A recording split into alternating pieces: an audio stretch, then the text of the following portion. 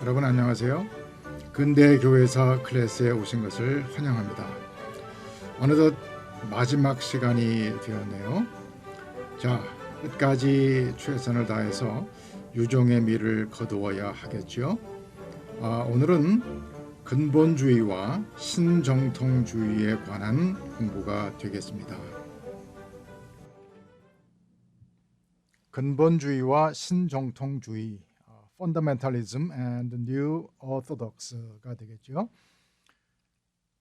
먼저 근본주의에 대해서 생각해 보겠습니다. 근본주의, Fundamentalism은 20세기 초엽 미국의 여러 교파 안에 나타난 보수주의 신학 운동을 가리킵니다. 자유주의자들이 고등 성경 비평학을 도입하고 기독교를 현대 과학 및 사회적 요청에 부응하는 현대적 종교로 만들려는 시도에 대항해서 근본주의자들은 성경의 완전 축자 영감설과 무호성을 골자로 하는 정통적 기독교의 입장을 변호했습니다. 근본주의 운동은 자유주의라는 공동의 적을 물리치기 위해 칼빈주의자와 알미니안주의자, 침례교도 및 보수주의 인사들이 총망라하여 구성된 연합적인 움직임이었습니다. 근본주의 운동에 두 조류가 있습니다. 근본주의는 19세기에 형성된 두 조류의 보수 신학 운동인 세대주의, 디스펜세이셔널리즘과 프린스턴 신학이 현대주의와 대항하여 공동 전선을 이룸으로써 본격적으로 등장했다고 볼 수 있습니다. 먼저 세대주의입니다. 세대주의는 성경의 영감설과 무호성을 강조함과 아울러 하나님이 인간의 역사를 7세대로 구분하여 놓고 각 세대를 독특한 방법으로 다스린다는 세대주의를 가르쳤습니다. 세대주의자들은 창조에서 에덴 동산까지의 시대를 무주의 시대, 에덴 동산에서 노아까지의 시대를 양심 시대, 노아에서 아브라함까지의 시대를 인간 통치 시대, 아브라함에서 모세까지의 시대를 약속 시대, 모세에서 그리스도까지의 시대를 율법 시대, 그리고 그리스도에서 재림까지의 시대를 은혜의 시대, 마지막으로 그 후의 시대를 천년 왕국 시대로 구분했습니다. 특히 6번째 시대인 현세에 속한 모든 제도적 교회와 교파들은 타락했기 때문에 그리스도가 재림할 때 심판을 받을 수밖에 없다고 가르치며 임박한 재림을 강조했습니다. 그들은 현 종교 지도 체제를 배도의 중심으로 보았고 의로운 남은 자들은 항상 조소와 멸시를 당한다고 가르쳤습니다. 참 교회는 항상 소수의 선택받은 자로 구성되며 큰 교단과 동일시 될 수 없을 뿐만 아니라 어떠한 조직체도 될 수 없고 개개 그리스도인의 영적 사귐으로 남아야 한다고 가르쳤습니다. 세대주의가 미국에 널리 보급된 방법은 1878년부터 개최되기 시작한 성경 및 예언 사경회였는데 그중 가장 대표적인 것이 1883년부터 1897년까지 나이아가라에서 모인 나이아가라 사경회였습니다. 1895년에 개최된 나이아가라 사경회는 기독교 신앙의 5대 근본 신조를 채택했는데 그 내용은 성경의 무오, 그리스도의 처녀 탄생, 그리스도의 대속, 그리스도의 육체적 부활, 그리고 천년 왕국 전에 임박한 재림이었습니다. 세대주의는 스코필드 관주 성경의 출판 및 성경 학교들의 설립으로 점차 그 영향력을 확대해 나갔습니다. 두 번째로는 프린스턴 신학입니다.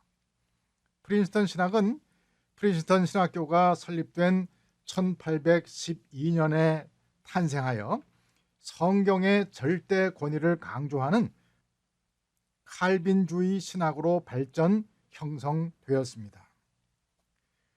프린스턴 신학자들은 주장하기를 하나님이 자신의 진리를 계시하려고 하실 때 오류가 있는 책을 통해서 계시하셨을 리가 없다고 말하면서 성경 원문의 문자적 영감과 무호성을 강조했습니다. 미국 장로교 총회는 1892년 성경에 대한 프린스턴 신학의 입장을 공식적으로 받아들였고 1910년에는 장로교 총회가 기독교 신앙의 5개 근본 신조를 채택하여 교단의 모든 목사들이 받아들이게 했는데 그 내용은 성경의 무호, 그리스도의 처녀 탄생, 그리스도의 대속, 그리스도의 육체적 부활, 그리고 그의 이적이었습니다. 그 다음에는 근본주의 운동이 발전해 나간 과정을 보겠는데요. 먼저 근본주의 총서가 발행됨으로써 근본주의 운동은 큰 힘을 발휘하게 됩니다.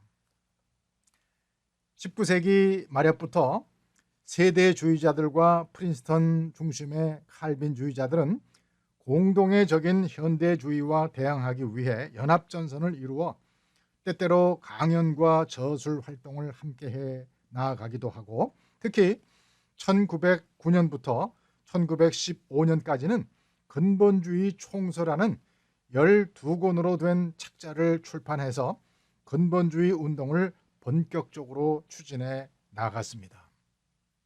근본주의 총서는 300여만 부가 출판되어 무료로 배부되었는데 성경의 축자 영감설과 무호성을 강조하는 29편의 논문들을 중심으로 정통적 기독교의 근본 요소들, 즉 그리스도의 신성, 동정녀 탄생, 대속의 죽음, 부활, 재림 등을 변호하는 논문들이 한 90여 편 실렸습니다. 근본주의 총서는 고등 비평학을 비롯한 현대 과학적 입장, 즉 다윈의 진화론과 현대 이단의 오류를 공격하고 기독교의 근본 요소들을 변호함과 아울러 복음 전파와 세계 선교의 필요성을 역설했습니다.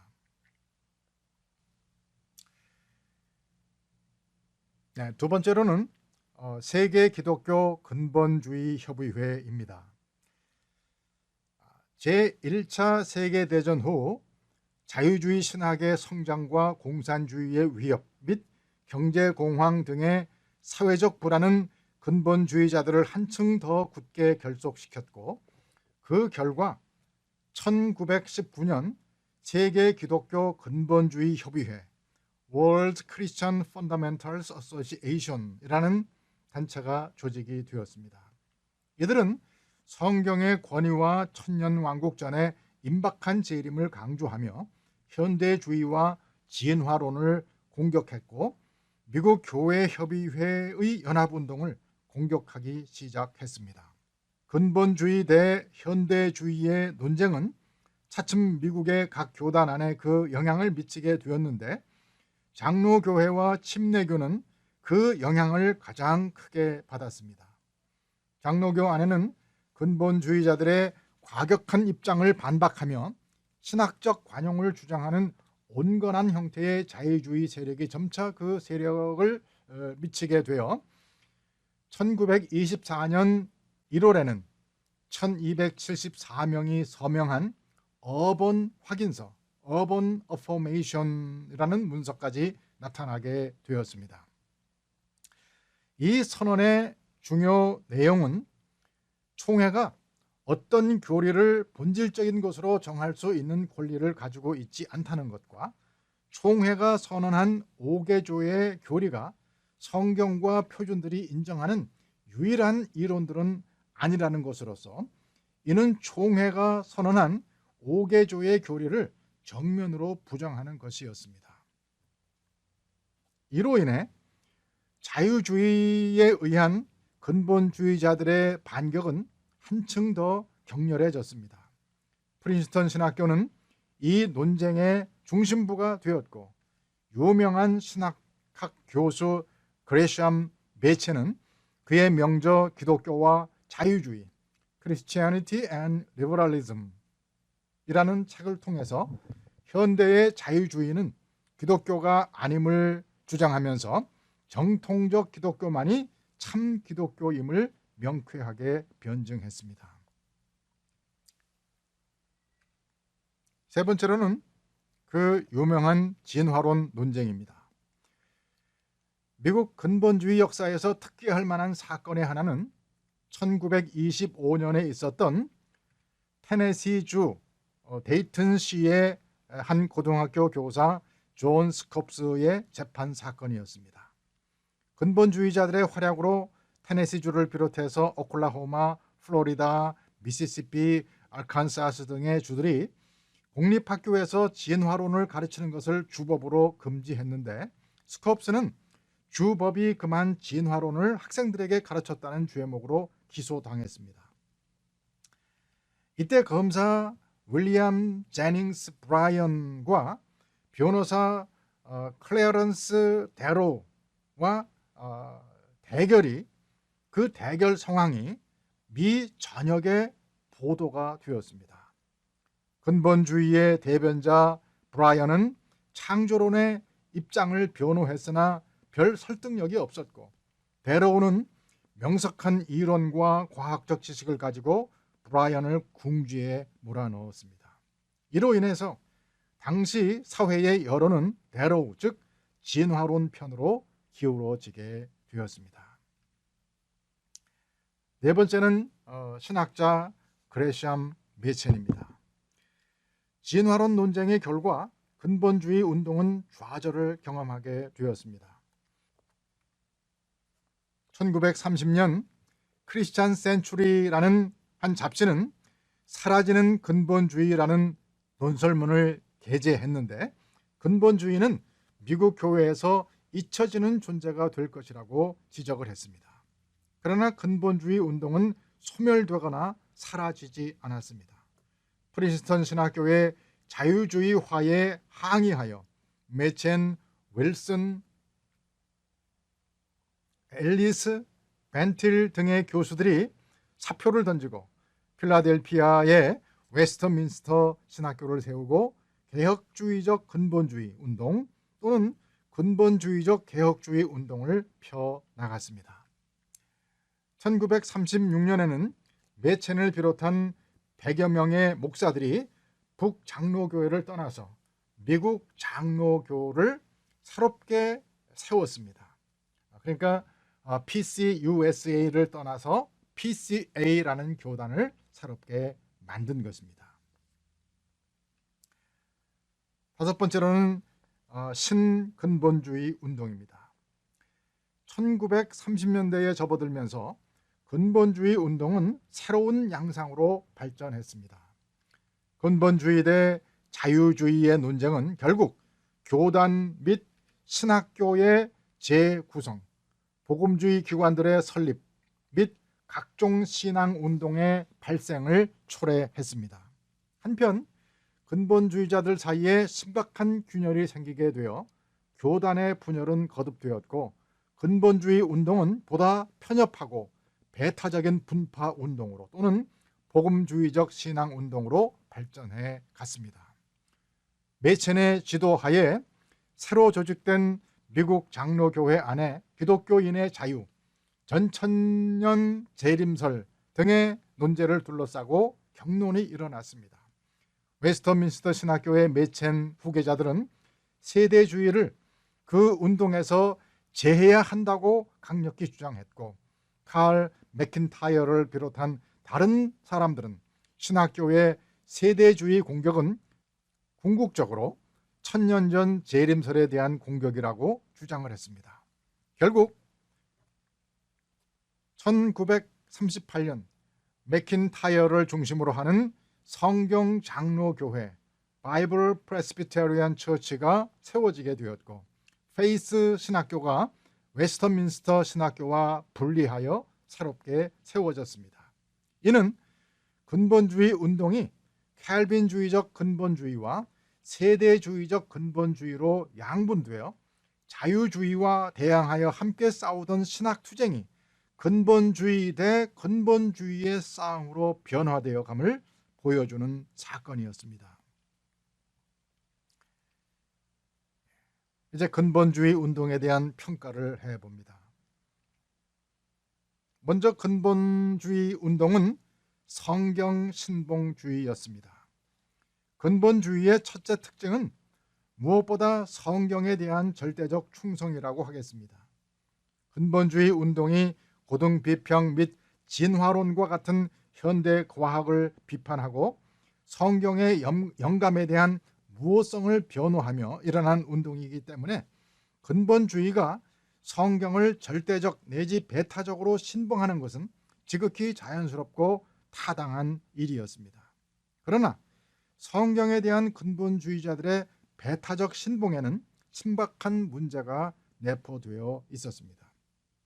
예를 들면 근본주의자들은 조용히 기도하고 경건하게 예배드리는 것이 성경적이라고 단정한 후 손뼉을 치고 찬송하든지 부르짖어 기도하는 것을 잘못된 것이라고 정죄했습니다.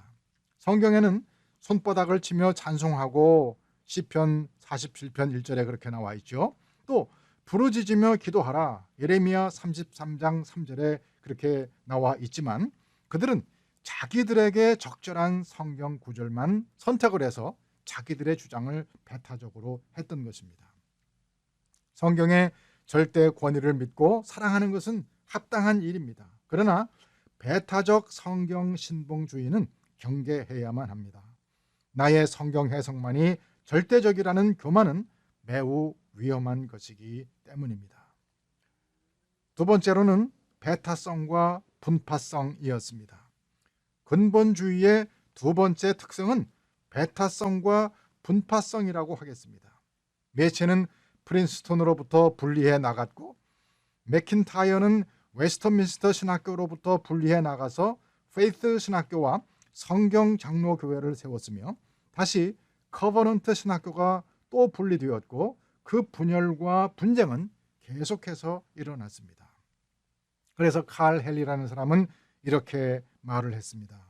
신근본주의가 명분 있는 싸움에서 사사롭고 초라한 싸움으로 대국적인 투쟁에서 지역적이며 말초 신경적 분쟁으로 옮겨가는 듯한 인상을 주는 것은 실로 안타까운 일이다.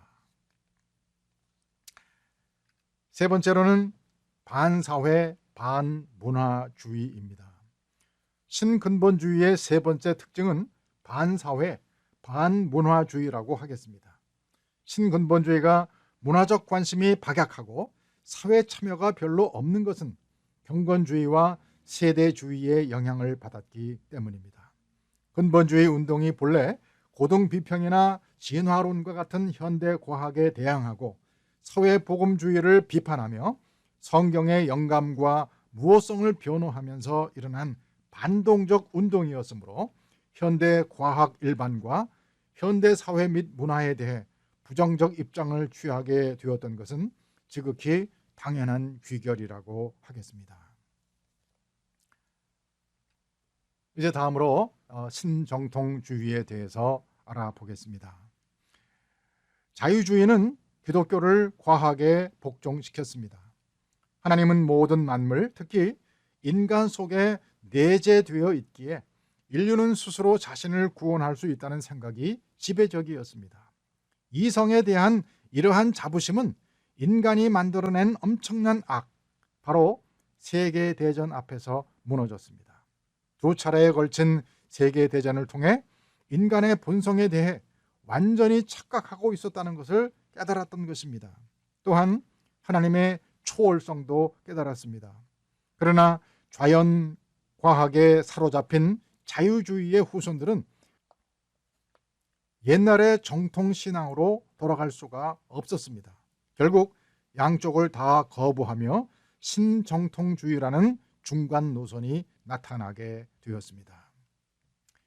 신정통주의의 배경은 19세기 후반 역사적 예수 연구가 활발히 진행되었습니다. 역사 비평은 예수님에게 입혀졌던 찬란한 신화의 옷을 벗겼습니다. 그러나 벌거벗은 예수를 그대로 둘 수는 없었습니다. 그래서 다시 자기들 생각에 예수가 본래 입었으리라 생각되는 거친 옷을 입히기 시작했습니다. 그러면서 역사 연구는 차츰 새로운 깨달음을 얻게 되었습니다. 역사가 완전히 과학적일 수가 있겠는가? 몇천 년 전의 과거를 재현하는 데 있어서 어떻게 객관적으로 정확하게 다시 해낼 수 있겠는가? 학자들은 차츰 깨닫기 시작했습니다. 역사적 예수 연구에 의해서 나타난 예수는 예수의 본래의 모습이 아니라 역사가 자신의 이해를 투영해서 상상한 예수일 뿐이었습니다. 19세기의 사고와 문화에 젖은 자기의 두뇌 속에서 만들어진 상상의 인물일 뿐이었습니다. 이러한 인간적인 이해의 투사체가 무슨 구세주가 될 수가 있겠습니까?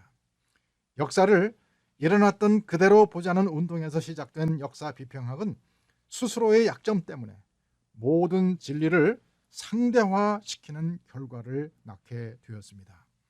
일어났던 그대로 복원시키는 일을 상대적인 인간이 하기 때문이었습니다. 이 상대화는 기독교 신앙도 마찬가지였습니다. 예수님은 정신이 온전치 못한 신비주의자요 종말주의자로 취급되었습니다. 그리고 기독교는 다른 종교처럼 원시 상태로부터 진화되어 온 많은 종교들 가운데 하나로 여겨졌습니다. 여기서 칼 바르트라고 하는 아주 위대한 신학자가 일어나게 됩니다.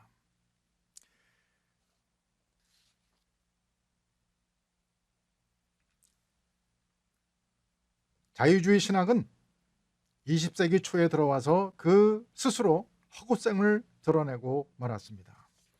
이성의 발달로 그리고 인간의 계몽으로 하나님의 나라가 이 땅에 조금씩 실현되어 갈 것이라는 부르주아적 낙관론은 제1차 세계대전으로 무참히 깨지고 말았습니다. 가장 이성이 뛰어난 유럽 사람들도 그것으로 하나님의 나라를 이루지 못했습니다. 오히려 사람들은 대량 살상하는 무서운 무기를 만들었을 뿐이었고 온 세상은 인간의 집단적인 악에 의해서 참담하게 짓밟히고 말았습니다. 이러한 위기에서 나온 것이 신정통주의였고 그래서 신정통주의를 위기신학이라고도 합니다. 이 위기의 상황에서 젊은 목사 칼 바르트는 하나님은 하나님이다 라는 폭탄과 같은 선언을 했습니다. 그것은 1919년 로마서 강해라는 작은 책으로 나타났습니다. 곧 이어 스위스와 독일의 많은 신학자들이 그의 뒤를 따랐습니다. 특히 투르나이제는 도스토옙스키 연구를 출판했습니다.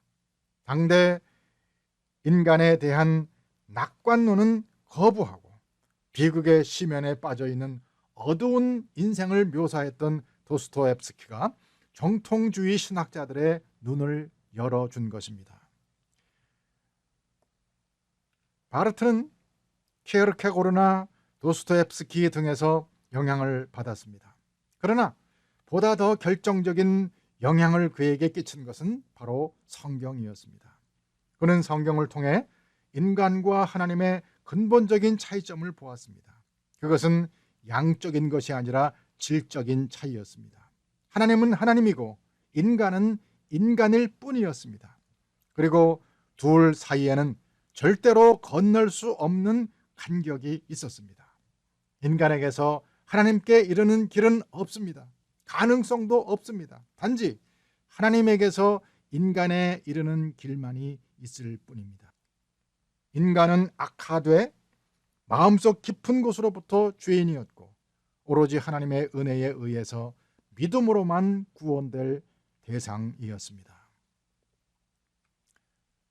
칼 바르트의 신학을 간단하게 요약을 해보면요, 칼 아담스라고 하는 사람은 그의 로마서 강해를 가리켜 자유주의자들이 노는 놀이터에 던져진 폭탄이라고 했을 정도로 유럽 신학계의 충격이 컸고, 바르트 자신도 나는 우연히 잡은 교회 종의 줄을 잡아당겨 마을 사람들이 모두 잠에서 깨어나게 한 사람과 같았다라고 할 정도였습니다. 그의 신학은 먼저 말씀 중심, 예수 그리스도 중심의 신학이었습니다. 바르트의 신학은, 그의 신학의 특징은 하나님 말씀에 대한 신뢰였습니다. 바르트는 하나님은 말씀하신다, 데우스 딕시트라는 명제를 가지고 말씀 중심의 신학을 전개했습니다. 철저히 하나님 말씀을 높이고 존중하는 신학을 전개한 것입니다. 여기서 말씀은 사람으로 오신 말씀, 로고스, 예수 그리스도를 뜻하는 것으로 바르트의 신학은 그리스도 중심의 신학을 말합니다. 그는 신학의 출발점과 귀결점을 예수 그리스도를 통해 자신을 계시한 하나님을 있는 그대로 가르치는 데 있다고 보았습니다. 따라서 바르트는 성서가 말하는 예수 그리스도를 떠나서는 하나님에 대해서 말할 수 없다고 보았습니다. 두 번째는 교회 중심의 신학이었습니다. 바르트는 신학은 교회가 하나님의 말씀을 분별하고 실천하는 데 있다고 보았습니다. 교회에게는 신학을 중요하게 생각하고 신학의 지혜에 따라 교회를 이끌 책임이, 신학자에게는 교회에 대해 생각하고 교회의 생명을 불어넣는 책임이 있다고 보았습니다. 세 번째는 예언자적 신학이었습니다. 바르트는 그리스도인은 구약 성경에 나오는 예언자들처럼 하나님의 말씀을 가지고 시대를 분별하고 인도해야 한다고 보았습니다. 그래서 몇몇 목사들과 함께 바르멘 선언을 발표했습니다. 1935년 독일 바르멘에서 한 선언인데, 하나님의 말씀은 예수 그리스도만이 복종의 대상이요 하나님의 계시라고 하면서 히틀러에 대한 불복종을 선언한 것이었습니다. 또한 교회는 국가의 기관이 아니며 교회에 대한 국가의 통제는 교리적으로 틀렸다고 선언했으며, 이 선언은 그 핵심 내용에서 어떤 국가도, 심지어 전체주의 국가라 하더라도 하나님의 계명 앞에서는 한계를 갖는다고 명시하고 있습니다.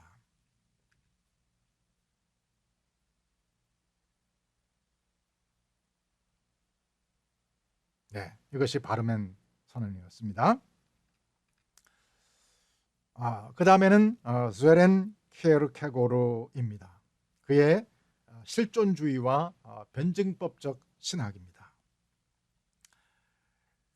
바르트의 신학 방법인 실존주의와 변증법은 키에르케고르의 영향을 받은 것입니다. 키에르케고르는 루터교를 국교로 하는 덴마크 코펜하겐의 루터교 가정에서 태어났는데, 부친의 처음 부인이 세상을 떠나기 4개월 전 부친과 하녀 사이에서 태어났습니다. 이 때문에 키에르케고르의 아버지는 항상 우울했고 그 우울증이 그의 아들에게도 영향을 미쳤습니다. 그는 약간 곱사등에다가 유약한 몸을 지닌 우수의 철학자로서 학문과 예리함에 있어서 일찍부터 천재성을 보이기 시작했습니다. 그는 신학을 연구하기 위해 1830년 코펜하겐 대학에 들어갔습니다. 그는 철학과 문학에서도 큰 흥미를 느꼈습니다. 키에르케고르는 19세기 초반의 사람으로 자기 시대에는 빛을 보지 못했지만 20세기에 미친 그의 영향은 엄청난 것이었습니다. 오늘날 그는 실존주의의 아버지로 불리어집니다. 초기 바르트의 신학은 키에르케고르로부터 많은 영향을 받은 것이었습니다. 키에르케고르는 이것이냐 저것이냐 라는 책에서 인간의 실존을 심미적, 윤리적, 종교적 세 단계로 보았습니다. 심미적 단계는 비를 추구하면서 사는 생활입니다. 이것은 충동적인 삶을 말합니다. 여기에는 책임감이나 의무감이 없습니다. 반성도 없습니다. 그저 찰나적인 삶의 원리로서 관능을 따라 움직이는 삶입니다. 동물적인 삶이기도 합니다. 그러나 그러한 삶은 급기야 실망과 초조 속에서 좌절하고 맙니다. 물 위에 던진 돌이 물을 차고 날지만 몇 번이나 튀겠습니까? 결국 좌절의 시면에 빠지고 맙니다. 좌절 속에서 경험하는 실존은 이것이냐 저것이냐의 선택입니다. 이 무의미와 절망 속에 빠져버리고 말 것이냐, 아니면 삶의 의미를 찾아서 다음의 단계로, 곧 윤리적인 단계로 도약할 것이냐, 이것은 참으로 실존의 문제였습니다. 두 번째로, 윤리적인 단계의 사람은 심미적 생활은 죽음에 처한 인간이 선택할 길이 아님을 알게 됩니다. 그래서 윤리적으로 살 것을 결심합니다. 그렇다고 생과 죽음과 무의미가 덜해지는 것은 아닙니다. 여전히 이러한 두려운 일에 대한 불안을 짊어지고 삽니다. 그렇지만 관능적으로 자신을 잃고 뒹굴 수는 없습니다. 그래서 자유를 가진 인격체로 자신을 바라봅니다. 인류애를 발휘하여 꿋꿋이 운명과 싸우며 죽어갑니다. 이것이 비극적인 영웅주의입니다. 넘어지고 쓰러지면서도 계속 앞으로 나아갑니다. 그것은 시지포스의 신화에 나오는 시지포스의 삶과 같은 것으로서 결국은 좌절하고 맙니다. 인간은 유한한 존재이기 때문에 인간의 노력에는 한계가 있습니다. 여기서 또 한 번 선택의 길이 열립니다. 자기의 운명을 지고 싸우다 죽을 것이냐, 아니면 영원자요 절대자인 하나님께 자신을 의탁하며 살아갈 것이냐. 그래서 다음의 단계로 가게 되는데, 그것은 종교적인 단계입니다. 종교적인 단계는 둘로 나누게 됩니다. 그 첫 번째가 율법적인 단계라고 할 수 있는데, 자기를 포기하고 절대자에게 맡기지만 완전히 포기하지는 않고 자기의 노력, 자기의 의, 자기의 선행을 통해서 구원에 이르려는 단계가 있습니다. 이것은 율법적인 단계요, 바리새인적인 단계입니다. 이건 역시 있는 힘을 다해서 노력하지만 역시 한계에 도달합니다. 인간은 자기의 힘으로 자신을 구원할 수 없는 존재이기 때문입니다. 그래서 이제 마지막 단계인 자기 몸 전체를 정말로 내던지는 참 종교적인 단계로 나아갑니다. 구원자이신 예수님을 통해 나타난 하나님의 구원에 자기의 몸을 던지는 것입니다. 이 단계에서는 논리가 지배하지 않고 역설이 지배합니다. 여기서는 모든 윤리적인 차원을 뛰어넘습니다. 윤리와 모순해서라도 하나님의 뜻을 따라야 하는 단계입니다. 높은 바위에서 끝없는 시면에 몸을 던지는 전적인 모험인 것입니다. 우리는 키에르케고르의 중심 사상을 역설이라는 단어에서 봅니다. 여기서 진리는 주관이다 라는 실존주의의 가장 유명한 주제가 자연스럽게 나옵니다. 신앙은 어디까지나 개인적이기에 주관적인 것입니다. 또한 결단 역시 실존하는 개개인들이 주관적으로 하게 되는 것입니다. 여기 키에르케고르의 신앙관이 나타납니다. 신앙은 논리가 아니고 역설이며 합리가 아니라 비합리적인 것입니다. 후에 그의 사상은 신앙을 비합리적인 것으로 매도하는 이들에 의해 이용되기도 합니다. 그는 신앙의 대상이 비합리적이거나 보조리하지 않다고 못 박습니다. 역설도 아닙니다. 하지만 인간의 지혜로는 그것이 부조리요 역설이라는 것입니다. 그러므로 신앙은 주관적인 결단이 요구되는 모험이라는 것입니다. 이제 신정통주의의 특징을 알아봅니다. 먼저 신정통주의는 하나님의 계시를 강조했습니다. 자유주의 신학은 관찰과 이성을 통해 하나님에 대한 지식을 얻을 수 있다고 했습니다. 그러나 바르트는 하나님의 말씀을 강조하면서 하나님은 말씀하신다. 하나님께서 말씀하실 때 우리는 하나님을 알게 되고 그분의 뜻을 따르게 된다라고 선언했습니다. 두 번째로는 하나님의 초월성입니다. 신정통주의 신학자들은 하나님의 초월성을 강조했습니다. 하나님을 인간과는 다른 분, 즉 하나님을 절대 타자로서 이해를 했던 것입니다. 세 번째는 신정통주의자들은 실존주의의 개념과 방법론을 이용했습니다. 기독교는 부조리하여 인간 이성을 초월하며 개인들에게 모순되는 선택을 하도록 합니다. 기독교인이 되는 것은 이성적인 결단이 아니며 믿음에 의한 도약, 즉 눈에 보이지 않는 것을 믿는 것이다라는 실존주의의 개념 그리고 그 방법론을 사용해서 신학을 전개해 나갔던 것입니다. 자, 이렇게 해서 우리가 한 학기 동안 공부를 해 왔는데요. 한 학기 동안 우리가 공부를 해 온 것처럼 시대마다 그리고 인간이 처한 역사적인 상황마다 다른 신앙의 고백들이 있었고 그 고백에 따른 삶이 뒤따랐습니다. 그렇다면 오늘 우리가 사는 이 시대에는 어떤 신앙 고백과 삶이 필요할까요? 세계화의 시대, 그러나 그 세계화가 코로나19으로 인해서 그 폐해가 광범위하고도 참담하게 드러나고 그 신화가 모래성처럼 무너지고 있는 이 시대에 우리의 신앙과 고백과 삶은 어떤 것이 되어야 할까요? 또한 디지털화가 가속되고 AI 인공지능이 가져올 편리한 세상에 대한 기대와 또 인류가 AI에 지배당하지 않을까 하는 우려, 이 두 명암이 엇갈리는 이 때를 살아가는 우리는 신앙에 대해 어떤 태도를 가져야 하며 어떻게 살아가야 할까요? 이것은 우리 모두에게 남겨진 숙제입니다. 한 학기 동안 우리가 공부하고 배운 것을 토대로 여러분들에게 평생의 숙제를 드립니다. 앞으로 계속해서 나는 이 시대를 어떤 믿음, 어떤 생각, 어떤 태도로 살아가야 할까 하는 것을 계속해서 생각하며 고민해 보시기를 바랍니다. 자, 여기까지입니다. 그동안 저의 졸강을 들으시느라고 수고들이 많으셨습니다.